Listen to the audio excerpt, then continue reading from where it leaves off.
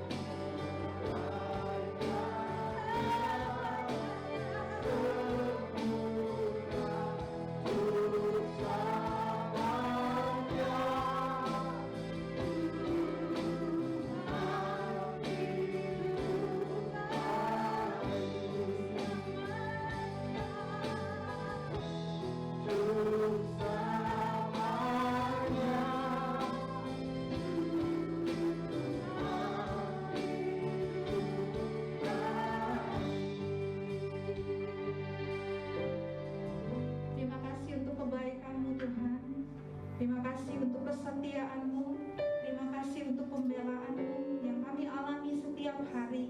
Kami tahu tidak mudah bagi kami ya Bapa. Begitu berat pergumulan, begitu berat masalah yang harus kami alami.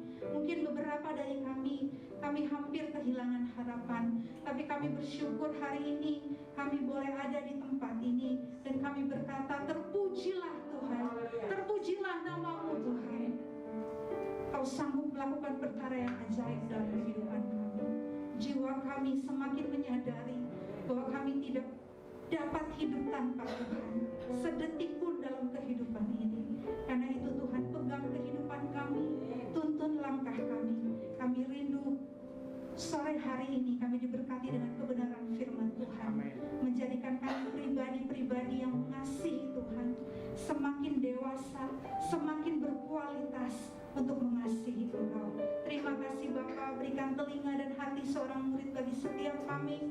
Kami duduk diam mendengarkan kebenaran firman Tuhan. Kami tidak hanya menjadi pendengar, tapi kami jadi pelaku firman Tuhan. Terima kasih Bapa, semua yang siap mendengarkan kebenaran firman Tuhan, yang siap belajar dan mempraktekkannya dalam kehidupan setiap hari, sama-sama katakan amin. Amin. Puji Tuhan. Shalom. Ya, apa kabarnya? Luar biasa ya. Saya mau sampaikan suatu fakta bahwa sebenarnya dari depan sini yang saya lihat itu hanya kepala dan rambut gitu ya. Jadi kalau misalnya ada Bapak Ibu Saudara yang dari kejauhan senyum sama saya dan saya hanya diam aja, itu bukan berarti saya sombong Bapak Ibu Saudara ya. Karena mata saya silinder gitu kan. Jadi agak membayang gitu ya. Dan hari ini saya bersuka cita sekali karena kita boleh bertemu kembali untuk memuji Tuhan. dan belajar kebenaran firman Tuhan. Minggu kemarin Pastor Handri Chandra membawakan satu firman Tuhan yang sangat luar biasa memberkati kehidupan kita. Garis besarnya adalah mengasihi sesama, kurang lebih begitu ya. Dan hari ini saya ingin membawakan satu tema khotbah yang pasti tidak asing lagi di kehidupan Bapak Ibu Saudara sekalian. Dan tema khotbah saya sore hari ini adalah mengasihi Tuhan. Sama-sama bilang mengasihi Tuhan. Mengasihi Tuhan itu gampang diucapkan, betul? Sangat mudah untuk diucapkan. Mengasihi Tuhan bahkan sangat gampang untuk dinyanyikan, gitu kira-kira. Tetapi ternyata mengasihi Tuhan itu adalah suatu tindakan setiap hari yang pada prakteknya sangat susah, sangat sulit dilakukan. Yang mengalami hal yang sama dengan saya katakan amin. Lihat kiri kanannya, mengasihi Tuhan gampang atau susah? Beberapa mungkin masih bingung, mengasihi Tuhan itu bagaimana ya? Mengasihi Tuhan itu apa? Bagaimana caranya kita mengasihi Tuhan? Atau bagaimana caranya kita terlihat mengasihi Tuhan? Bagaimana kehidupan kita itu mengasihi Tuhan? Agak membingungkan untuk sebagian orang. Dan sore hari ini saya mengajak Bapak Ibu Saudara untuk kemudian kita memaknai dan menghayati, belajar bersama bagaimana mengasihi Tuhan dengan benar. Katakan amin. Kita buka sama-sama dari Markus 12 ayat 28 sampai 34. Markus 12 ayat 28 sampai 34. Saya minta maaf terlebih dahulu kalau khotbahnya mungkin agak lama. Wah, langsung tegang semua ya. Saya berusaha untuk membahas perikop ini dengan begitu sederhana dan dalam waktu sesingkat-singkatnya. Katakan amin. Nah, udah sore jadi agak kurang tidak bersemangat gitu ya. Oke, kita baca dari Markus 12 ayat yang ke-28 sampai 34. Hukum yang terutama. Lalu seorang ahli Taurat yang mendengar Yesus dan orang-orang Saduki bersoal jawab dan tahu bahwa Yesus memberi jawab yang tepat kepada orang-orang itu, datang kepadanya dan bertanya, hukum manakah yang paling utama? Jawab Yesus, hukum yang terutama ialah, dengarlah hai orang Israel, Tuhan Allah kita, Tuhan itu Esa. Kasihilah Tuhan Allahmu dengan segenap hatimu dan dengan segenap jiwamu dan dengan segenap akal budimu dan dengan segenap kekuatanmu. Dan hukum yang kedua ialah, kasihilah sesamamu manusia seperti dirimu sendiri. Tidak ada hukum lain yang lebih utama daripada kedua hukum ini. Lalu kata ahli Taurat itu kepada Yesus, tepat sekali guru. Benar katamu itu bahwa dia Esa dan bahwa tidak ada yang lain kecuali dia. Memang mengasihi dia dengan segenap hati dan dengan segenap pengertian dan dengan segenap kekuatan, dan juga mengasihi sesama manusia seperti diri sendiri adalah jauh lebih utama daripada semua korban bakaran dan korban sembelihan. Yesus melihat bagaimana bijaksananya jawab orang itu, dan ia berkata kepadanya, engkau tidak jauh dari kerajaan Allah. Dan seorang pun tidak berani lagi menanyakan sesuatu kepada Yesus. Latar belakang dari perikop ini adalah ketika Yesus, Bapak Ibu Saudara bisa lihat di pasal sebelumnya atau perikop sebelumnya, ketika Tuhan Yesus berserta murid-muridnya, mereka sedang berada di lingkungan bait Allah. Kemudian dia didatangi oleh ahli-ahli Taurat, ada orang Farisi, orang Saduki, ada orang Herodian di sana. Tuhan Yesus diberikan pertanyaan-pertanyaan yang kalau misalnya kita baca di perikop sebelumnya, ada beberapa pertanyaan yang dilontarkan untuk menjebak Tuhan Yesus. Jadi kalau ada orang bertanya, ada yang memang pengen tahu, ada yang benar-benar nggak tahu jadi dia tanya, atau ada yang ingin menjebak. Nah, ini yang dilakukan oleh ahli-ahli Taurat pada waktu itu ketika Tuhan Yesus berada di lingkungan bait Allah. Dan sampailah di perikop ini, ada seorang ahli Taurat kemungkinan besar dia berasal dari Farisi, dari golongan Farisi, karena dia mempertanyakan satu hukum Taurat kepada Tuhan Yesus. Dia berkata, dia bertanya kepada Tuhan Yesus, hukum manakah yang paling utama? Hukum manakah yang paling utama? Pertanyaan ini dilontarkan oleh ahli Taurat, orang Farisi yang belajar Taurat siang dan malam, bahkan yang melakukan Taurat itu siang dan malam. Dia menyampaikan pertanyaan ini kepada Yesus. Dan yang menarik, Tuhan Yesus itu adalah pribadi yang luar biasa. Amin.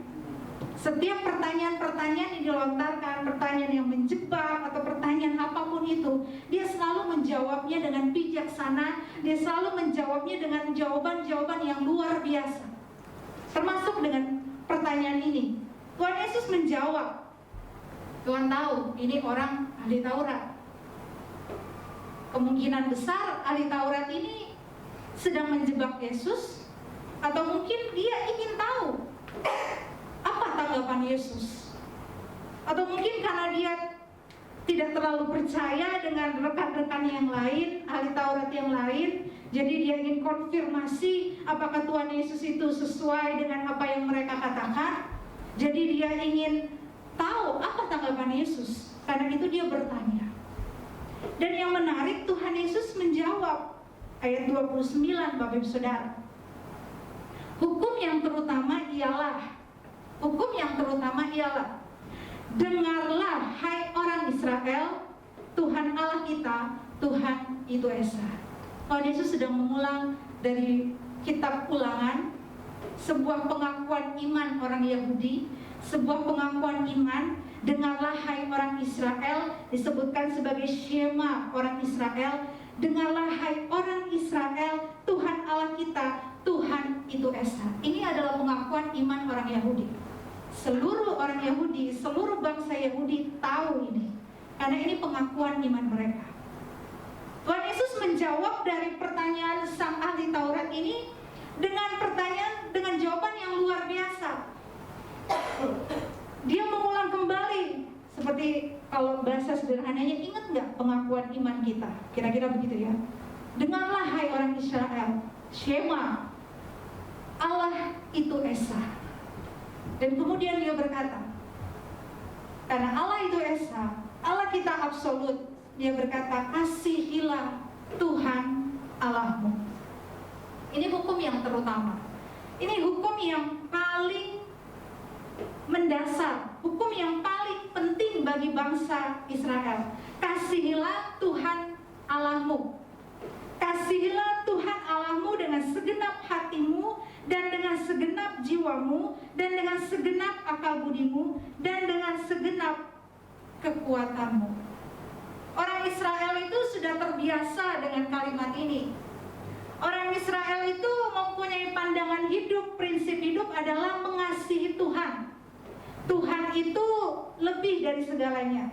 Tuhannya orang Israel itu lebih dari segalanya, lebih dari siapapun. Karena itu wujud mereka mengasihi Tuhan adalah mereka melakukan Taurat Tuhan. Dengan melakukan Tauratnya, dengan melakukan perintah Tuhan, itu adalah bentuk mereka mengasihi Tuhan. Dengan melakukan perintah-perintah, dengan melakukan hukum Taurat, itu adalah bentuk mereka mengasihi Tuhan. Jadi kalau dibilang orang Israel itu adalah orang yang paling top melakukan perintah Tuhan. Mereka golongan yang paling top melakukan Taurat Tuhan. Dan kemudian Tuhan Yesus menyampaikan ini kembali, mengulang ini kembali kepada yang menanyakan itu kepada dia. Kasihlah Tuhan Allahmu dengan segenap hatimu. Dan jawaban Yesus ini juga diutarakan atau dilontarkan sore hari ini kepada kita. Amin. Jadi kalau kita tanya, Tuhan, manakah yang paling penting di dunia ini? Apa yang paling utama di dunia ini yang harus kami lakukan? Jawabannya apa, Bapak Ibu? Kurang kenceng. Jawabannya apa? Kasihilah Tuhan Allah. Enggak stop sampai di situ. Tapi apa kalimat selanjutnya?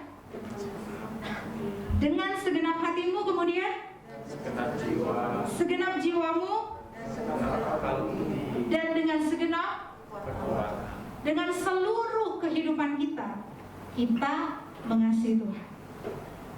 Saya tuliskan beberapa hari yang lalu dalam renungan singkat saya bahwa mengasihi Tuhan itu bukan hanya sekedar melakukan perintah-perintahnya, tetapi mengasihi Tuhan itu adalah ketika hati kita tidak punya keinginan sama sekali untuk melukai hati Tuhan.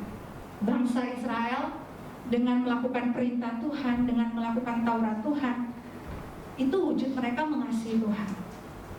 Tapi untuk kita sebagai orang percaya, orang yang mengikuti teladan Yesus, kita nggak cuma hanya melakukan perintah Tuhan, amin. Kita nggak cuma melakukan peraturan-peraturannya atau melakukan firman-Nya, tetapi sampai satu titik di mana kita nggak punya keinginan lagi untuk melukai hati Tuhan. Mungkin statement saya ini masih cukup membingungkan gitu ya. Tapi saya coba analogikan dengan sederhana dalam kehidupan pernikahan, dalam kehidupan suami istri mungkin. Jadi rekan-rekan muda yang belum menikah, diamini saja, jangan dibayangkan, diamini saja ya. Yang sudah menikah pasti akan mengerti ini. Ketika kita menikah dengan orang yang kita cintai, Bapak Ibu menikah dengan pasangan Anda masing-masing, tentunya ya, bukan pasangan orang ya. Menikah dengan pasangan kita, ketika kita memulai pernikahan, sebenarnya kita punya gambaran nggak ya? Kita punya tujuan tidak ya? Bagaimana pernikahan kita ini berjalan? Saya mendengar dari beberapa konsultan pernikahan gitu ya, dikatakan sebagian besar dari pasangan yang menikah, mereka sebenarnya nggak tahu tujuan pernikahan mereka. Untuk apa mereka menikah? Ada satu buku yang bagus sekali ditulis bukan orang Kristen, bukan orang percaya, tapi dia adalah seorang konsultan pernikahan. Judul bukunya adalah Untuk Apa Menikah. Kenapa ini? Untuk menjawab sebagian besar pasangan yang menikah, ternyata mereka nggak tahu purpose-nya, tujuan mereka menikah itu untuk apa. Kebanyakan menikah karena umurnya sudah lanjut mungkin, ya, atau mungkin karena ya kita saling mencintai, saya dan kamu, kita saling mencintai, kita menikah yuk, kan? Untuk kepada jenjang yang lebih serius, atau menikah karena hanya sekedar ketertarikan fisik mungkin, atau ketertarikan yang lain. Dan setelah mereka masuk ke dalam kehidupan pernikahan, baru shock mereka, baru kaget, karena kayak Shopee gitu ya, mengagetkan. Karena ternyata ada begitu banyak layer, ada begitu banyak lapisan yang setiap hari semakin terungkap gitu ya. Ada kelemahan-kelemahan yang dalam pernikahan, yang dalam pacaran mungkin semuanya terlihat begitu indah, tapi waktu masuk ke dalam pernikahan semuanya kok begitu mengejutkan, gitu kira-kira ya. Ada begitu banyak pasangan yang ternyata sebenarnya nggak siap menikah karena mereka nggak tahu purpose-nya apa dalam pernikahan.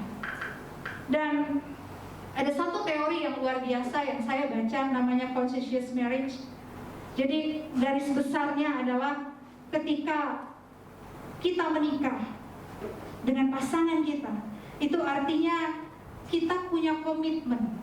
Yang pertama, kita punya komitmen, kita punya value yang semakin dilebur, yang semakin bertumbuh sehingga mencapai satu titik kesempurnaan. Tapi saya sangat setuju dengan kata kedewasaan. Artinya ketika kita menikah, kita bukan hanya menikah karena ketertarikan fisik, meskipun itu 90% pasti ada.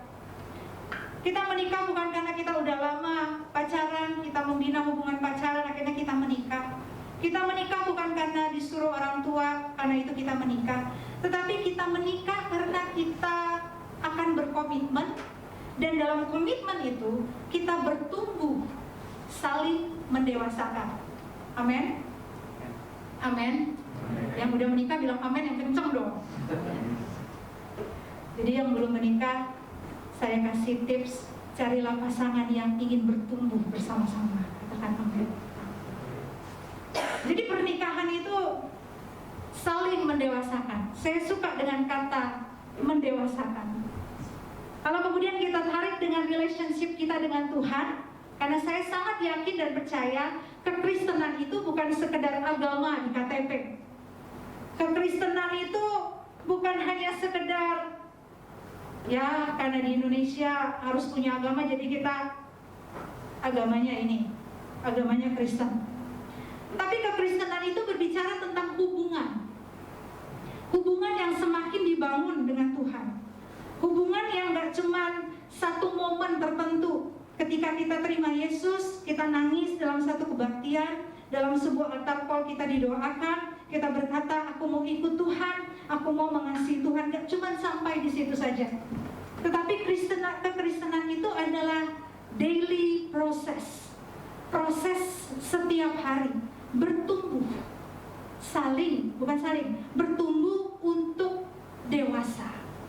Bertumbuh sehingga kita, hati kita, iman kita menjadi dewasa. Dalam pernikahan, 5 tahun pernikahan itu adalah 5 tahun yang sangat berat. Teorinya begitu ya.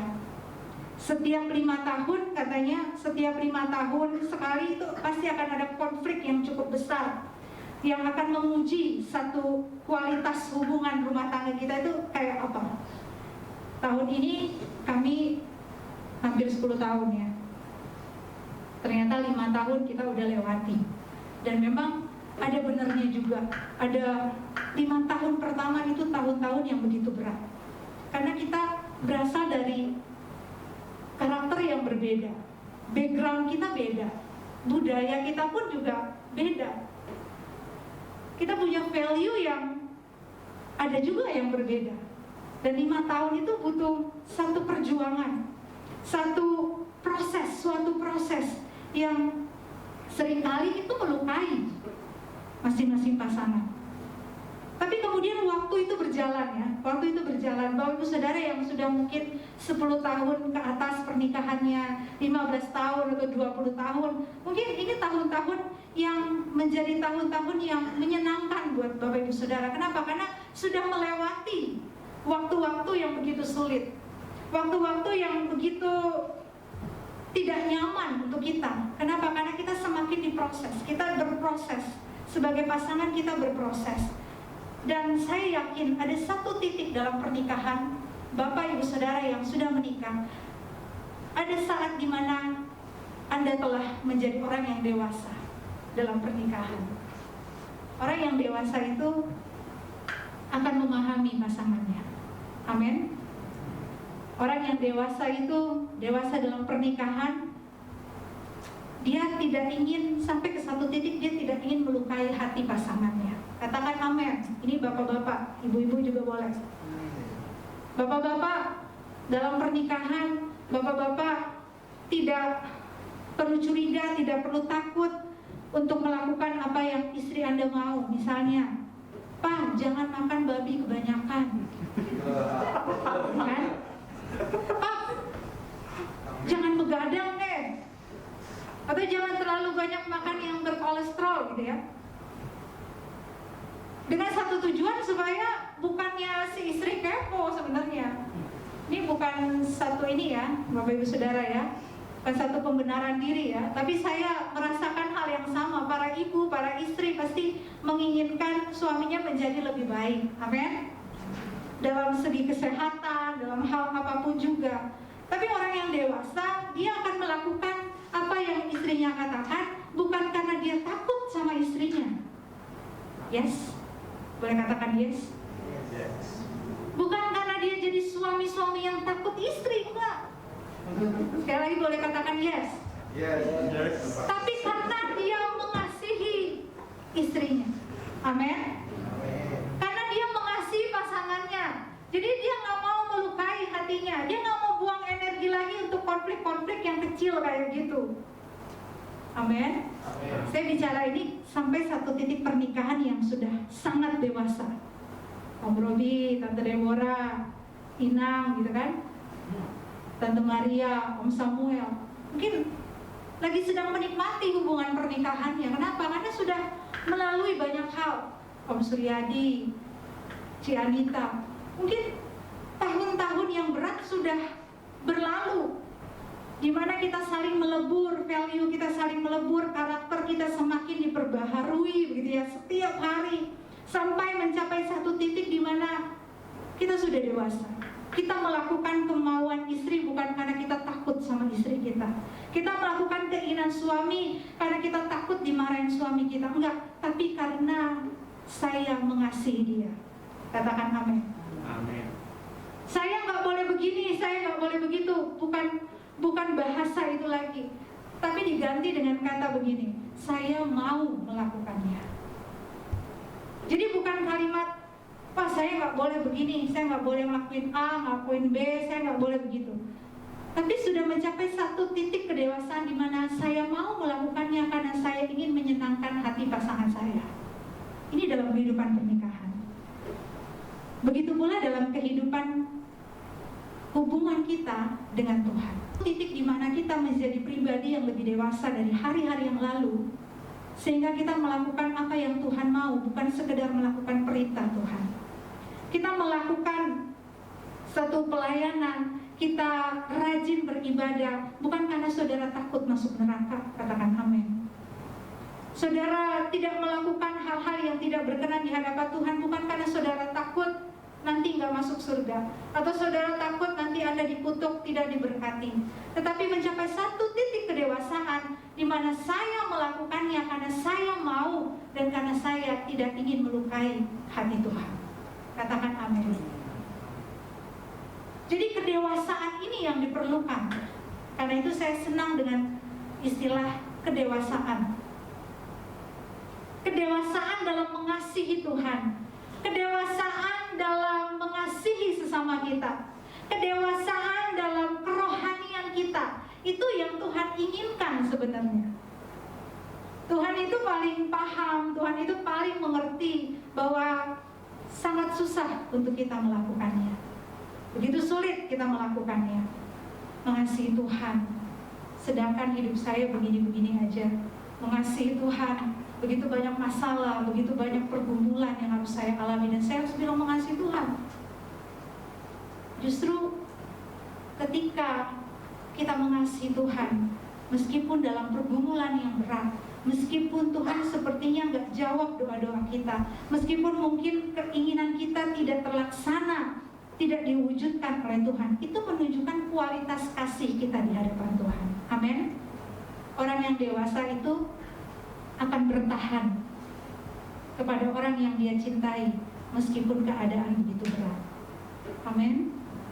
Amin Bapak-bapak. Amin. Amin Ibu-ibu. Amin. Yang mau menikah juga boleh bilang amin. Amin. Wah, ketahuan ya. Jadi pribadi yang dewasa dia akan tetap bertahan meskipun keadaan begitu berat, meskipun keadaan begitu sulit. Disitulah letak kualitas kasih kita kepada Tuhan. Bapak Ibu Saudara, tadi pagi saya tanya, tadi siang saya tanya ke suami saya, manusia itu punya free will ya? Saya tahu jawabannya pasti iya. Manusia itu dikasih atau diperlengkapi oleh Tuhan Sang Pencipta dengan kehendak bebas. Anda punya pilihan setiap hari. Anda bebas untuk melakukan apa saja sesuka diri Anda yang Anda mau. Tuhan tidak pernah paksa kita untuk mencintai Dia. Amin. Tuhan gak pernah paksa kita, kalau lu gak sayang sama gua pentung. Tuhan bukan Tuhan yang tukang pukul, yang kalau kita salah kita langsung digebukin. Tidak ada paksaan untuk mengasihi Dia. Dan manusia punya pilihan untuk tetap mengasihi Tuhan dalam keadaan yang sulit atau meninggalkan Tuhan. Tapi disitulah bagaimana kita memilih itu menunjukkan bahwa Anda pribadi yang berkualitas. Amin. Anda suami-suami yang berkualitas. Anda istri-istri yang berkualitas. ketika ekonomi lemah, ketika mungkin banyak pergumulan, tapi Anda tetap bertahan dengan komitmen itu di hadapan Tuhan, itu menunjukkan kualitas Anda sebagai seorang manusia, kualitas kita sebagai seorang individu. Ketika kita tetap bertahan, meskipun pandemi kita nggak tahu ini kapan berakhirnya, meskipun mungkin bisnis kita naik turun, meskipun mungkin di dompet kita cuma tinggal 1.000 gitu ya, saya nggak enak nyebutnya. Tapi kita tetap bertahan mengasihi Tuhan, bertahan hidup di dalam Tuhan. Itu menunjukkan kualitas iman kita. Amin. Karena itu yang kami syukuri dan selalu kami doakan setiap hari adalah Bapak Ibu Saudara semakin bertumbuh mengasihi Tuhan. Amin. Kita nggak tahu orang di luar sana ketika mereka mengalami pergumulan, ketika mereka mengalami masalah, mungkin mereka lemah, kita pun juga lemah. Tidak ada yang kuat sebenarnya ketika pergumulan itu datang, ketika penderitaan itu datang, ketika duka cita itu datang. Sebenarnya tidak ada pribadi yang kuat, semua lemah. Tapi kualitas iman kita akan terlihat ketika kita tetap bertahan mengasihi Tuhan, meskipun fisik kita lemah, meskipun keadaan kita lemah, tapi kita tetap bertahan mengasihi Tuhan. Dan lihat kiri kanannya, apakah Anda mengasihi Tuhan?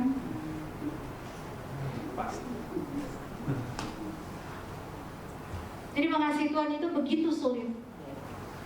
Kita manusia yang terbatas, kita kadang lemah, dan saya selalu menyadari itu. Ada satu ungkapan ya, kalau nggak salah ungkapan dalam bahasa Latin, memento homo, gitu ya. Memento homo, memento mori. Ini satu kalimat yang nggak bisa dipisahkan. Memento homo artinya ingatlah kamu tuh manusia yang terbatas. Memento mori, ingatlah bahwa kamu akan mati. Kita itu penuh dengan keterbatasan. Nggak ada yang bisa jadi sok kuat ketika mengalami duka cita, begitu mengalami penderitaan. Kita mesti menyadari bahwa diri kita itu lemah dan tidak berdaya. Dan Tuhan yang kemudian menolong kita, Tuhan yang menyatakan kasih-Nya kepada kita, sehingga kita mampu bertahan sampai hari ini. Orang dewasa itu bertahan meskipun keadaan begitu berat. Katakan amin.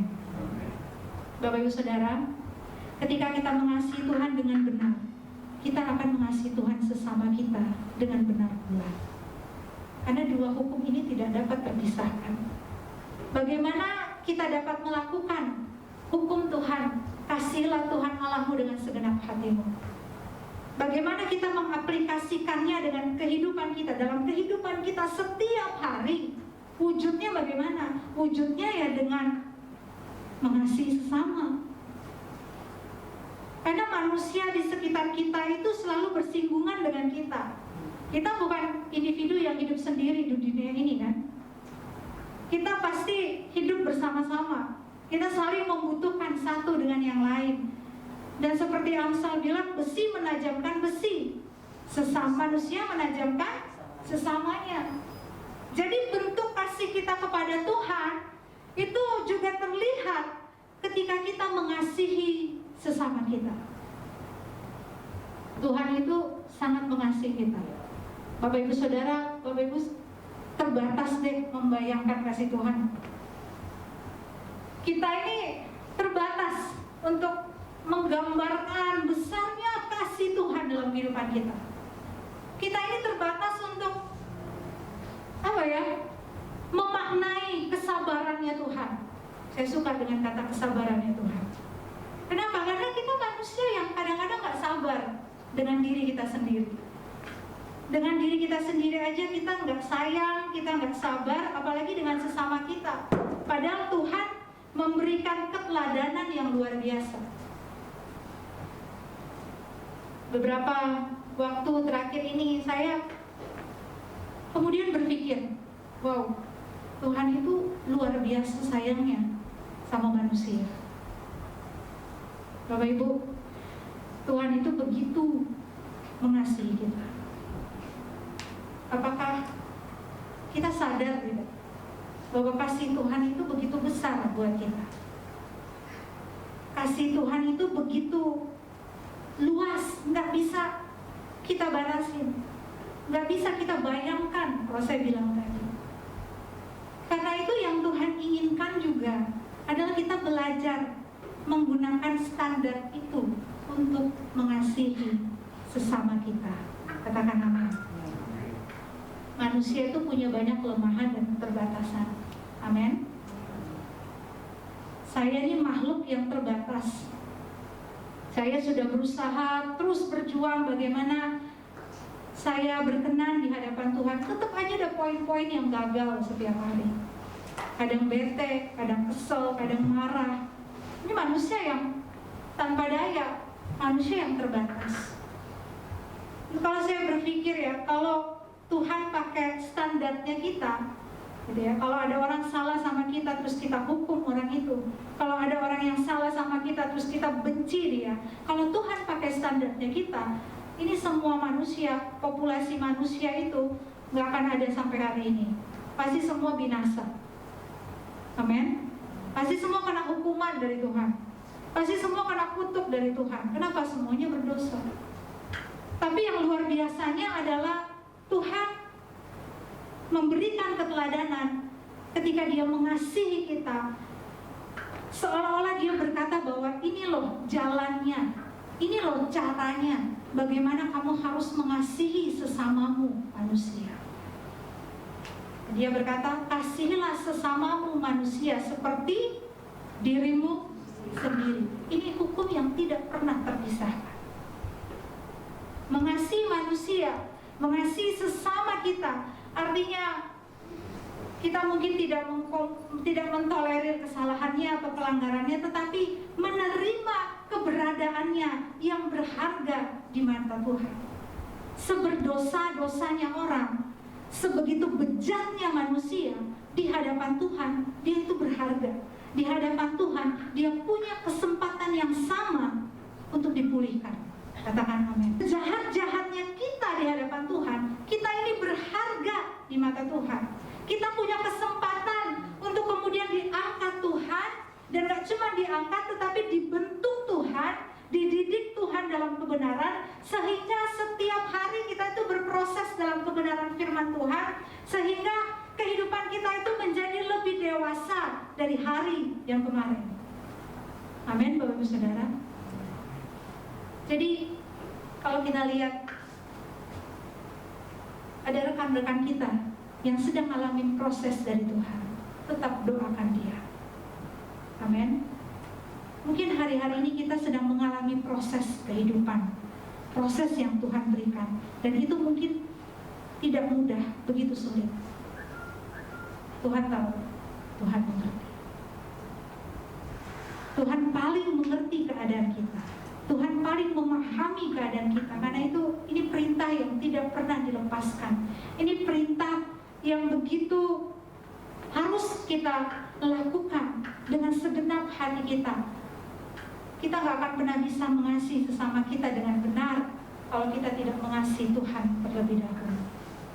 Jadi ada dua hal yang perlu kita lakukan. Kita mengasihi Tuhan dengan segenap hati kita, bukan karena kita dipaksa untuk beribadah, bukan karena kita dipaksa untuk melayani Tuhan, bukan karena kita terpaksa untuk melakukan perintah Tuhan, tapi karena kita benar-benar ingin menyenangkan hati Tuhan. Kita tidak ingin melukai hati Tuhan, sehingga outputnya pun jelas. Kita bisa mengasihi sesama kita dengan benar.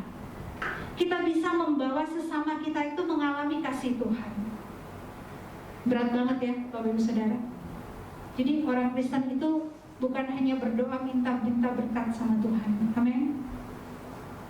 Jadi orang Kristen itu bukan hanya Anda datang ke gereja, Anda minta diberkati, Anda minta mungkin jadi kaya atau berhasil dalam hal apapun juga, tapi Anda diminta oleh Tuhan untuk mengasihi Dia dengan segenap hati dan mengasihi sesamamu manusia.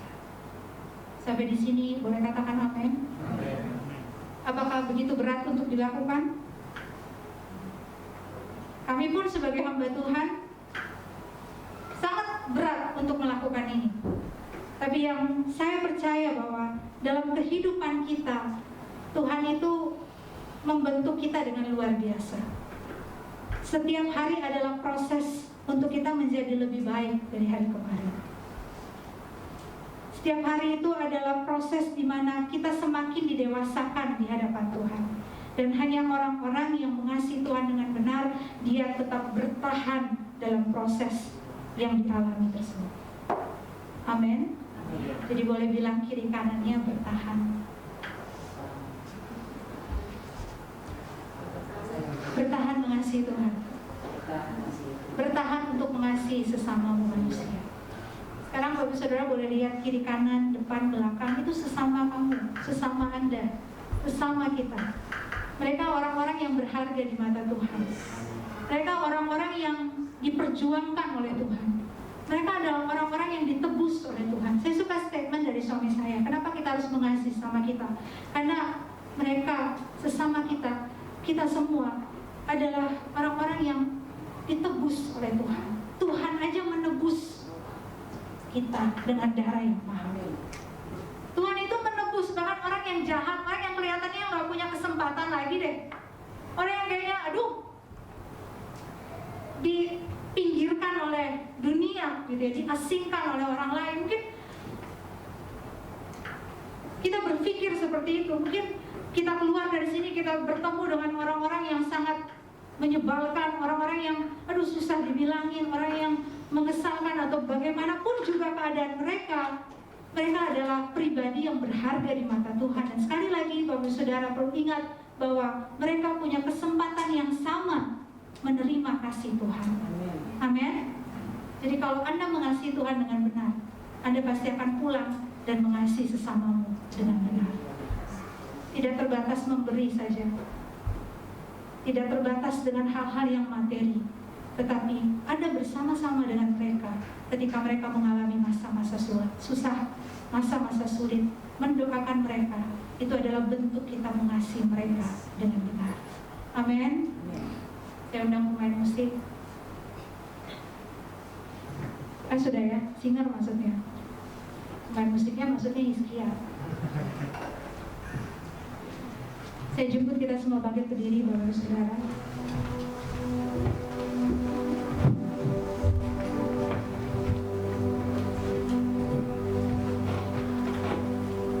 Kita boleh nyanyi lagu yang tadi?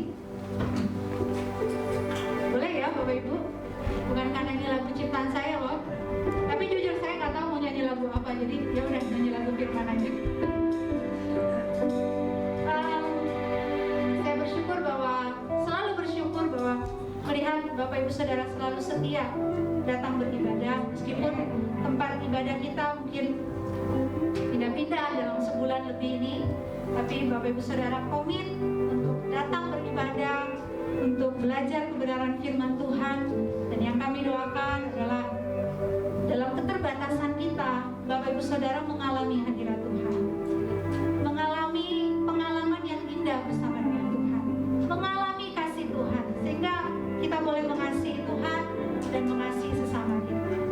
Kita menyanyi satu lagu ini, dan kemudian saya akan silakan kepada Bapak Gembala untuk mendoakan kita semua. Tuhan kau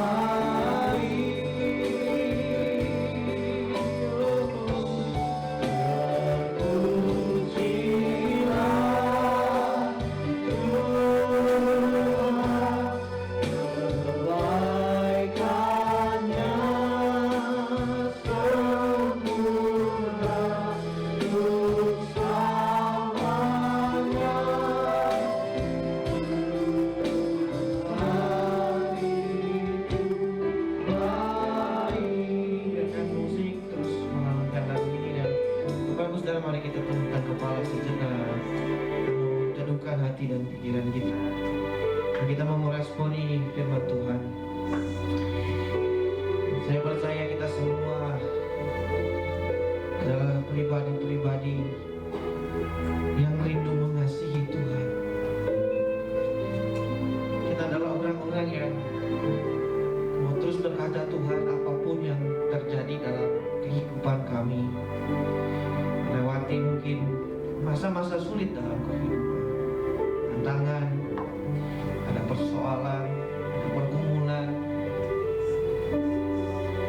namun kita adalah orang-orang yang mau tetap berkata, Tuhan, kami mau mengasihi Engkau, belajar mengasihi Engkau. Dalam segala keterbatasan yang kita miliki, kita mau disempurnakan lebih lagi sama Tuhan. Dan kita mau mengucap syukur bahwa di hadapan Tuhan kita selalu punya kesempatan untuk dipulihkan. Apapun keadaan kita, apapun kehidupan kita, kita adalah orang-orang yang selalu punya kesempatan untuk mengalami Dia, mengalami kasih-Nya, mengalami pemulihan. Mari kita datang sama Tuhan secara pribadi dan bawa hidup kita, dan biarlah kesempatan itu akan selalu datang dalam hidup Bapak Ibu Saudara dan saya. Tuhan begitu mengasihi setiap kita. Dia mengasihi manusia yang Dia tebus, dan Dia gak peduli siapa kita. Yang Dia tahu adalah kasih-Nya yang besar buat setiap anak-anak-Nya. Dan biarlah sore itu kasih yang besar yang Allah berikan, kita responi dengan hati kita terbuka sama Tuhan. Bapa di surga, sore hari ini kami bawa hidup kami di hadapan-Mu. Dalam segala keterbatasan yang kami miliki dalam kehidupan Tuhan, kami mau terus belajar mengasihi Tuhan. Kami bersyukur buat setiap kesempatan yang Tuhan berikan dalam kehidupan kami. Kami adalah orang-orang yang selalu memiliki kesempatan untuk dipulihkan oleh Tuhan, apapun kehidupan dan keadaan kami, Tuhan. Hari ini yang berdoa secara khusus memberkati Susi dan jemaat di tempat ini. Tuhan, mereka adalah milik-Mu, umat yang Tuhan telah tebus dengan darah-Mu. Engkau begitu mengasihi setiap mereka, Tuhan. Engkau mengerti pribadi lepas pribadi, jauh dari siapapun, bahkan orang terdekat pun. Engkau jauh yang lebih tahu kedalaman hati mereka. Engkau yang jauh lebih mengerti hidup mereka. Tuhan, serahkan mereka ke dalam tangan Tuhan. Biarlah Tuhan terus menolong hidup mereka. Apapun proses kehidupan yang datang dalam hidup mereka secara pribadi, lepas pribadi, Tuhan berikan mereka kekuatan, berikan mereka kemampuan untuk mereka terus bertumbuh dalam kebenaran Tuhan. Hamba berdoa sekali lagi, Tuhan memberkati hidup mereka. Biar kekuatan Allah tercurah atas hidup mereka, menolong mereka, menyertai mereka, menjaga dan melindungi mereka. Dan Tuhan, Engkau memelihara dan menaungi setiap mereka. Terima kasih untuk firman-Mu yang kembali mengingatkan setiap kami, untuk kami boleh terus belajar mengasihi Tuhan. Sampai kepada satu titik, Tuhan, kami tidak mau melukai hati-Mu. Kami tahu ini bukan hal yang mudah untuk kami, namun kami percaya ketika kami mau berkomitmen, kami percaya kuasa Roh Kudus pasti memampukan kami dan menolong setiap kami. Itu sebabnya kami bawa hidup kami di hadapan-Mu. Tuhan, tolong kami, memberkati hamba-Mu yang sedang menyampaikan kebenaran. Terus Tuhan pakai menjadi alat yang luar biasa dalam kehidupannya, dalam pelayanannya, Tuhan. Terima kasih Bapak, ini doa kami. Dalam nama Yesus kami berdoa. Haleluya. Amin. Silakan duduk Bapak.